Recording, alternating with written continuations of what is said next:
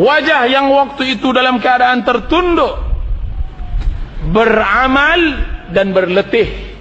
Amilatun nasibah. Dia beramal, bagaimana dia tidak beramal? Hari-harinya dia beribadah kepada Allah. Nasibah, bagaimana ia tidak berpeluh? Hari ini dia harus memaksa dirinya untuk duduk.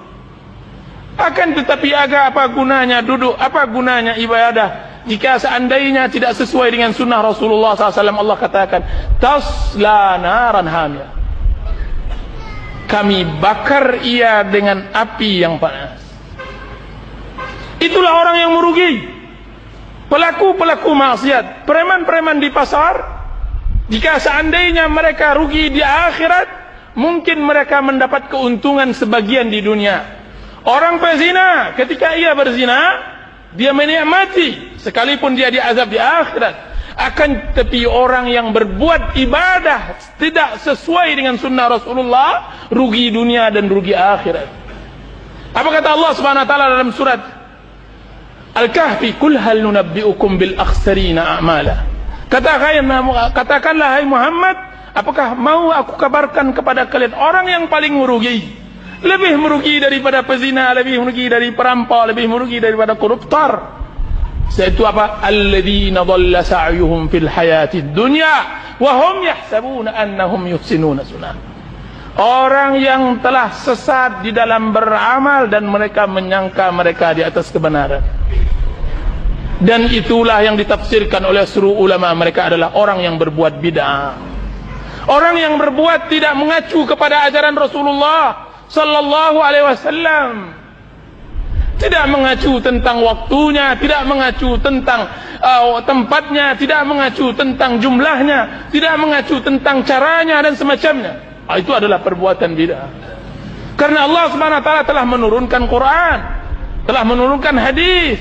Kemudian Allah Subhanahu wa taala tutup wahyu, kedua-dua wahyu tersebut dengan ucapan al-yauma akmaltu lakum dinakum. Aku sempurnakan. Kemudian ia tambah, ia kurangi, ia robah. Alangkah jahatnya ia. Bagaimana? Kenapa ulama kemarin kita mempelajari kenapa bid'ah itu lebih besar daripada maksiat? Kenapa bid'ah itu lebih besar daripada maksiat? Karena orang yang berbuat bid'ah, ia menambahkan aturan Allah atau ia kurangi. Biasanya bid'ah itu dia tambahkan. Ketika Allah Subhanahu wa taala mengatakan cara beribadah begini, ia tambah cara ibadah tersebut. Ia tambahkan. Berarti secara tidak langsung ia sejajarkan dirinya dengan Allah di dalam hukum. Karena Allah memberi hukum, ia tambahkan hukum tersebut. Sedangkan pelaku maksiat, kenapa ia di bawah dosa bid'ah? Karena pelaku maksiat itu adalah orang yang jatuh terhadap perintah dan larangan tersebut. Sesungguhnya orang yang merubah peraturan yang telah dibuat oleh sang raja jauh kurang ajarnya daripada seorang rakyat yang jatuh terhadap kesalahan tersebut. Itu logika di dalam masalah dunia. Bayangkan jika seandainya itu hubungannya dengan Allah Azza wa Jalla yang jauh lebih mulia. Orang-orang yang merubah peraturan raja, dia begitu zalim, sangat tidak bisa diterima dan tidak dimaafkan. Berbeda dengan rakyat yang telah berusaha melakukan peraturan tersebut, akhirnya dia tergelincir. Itu mudah dimaafkan. Makanya bid'ah tidak dimaafkan sebagaimana dimaafkannya maksiat. Dan itu semua perbedaannya adalah dengan ilmu. Anda tidak jatuh kepada bid'ah ketika Anda berilmu.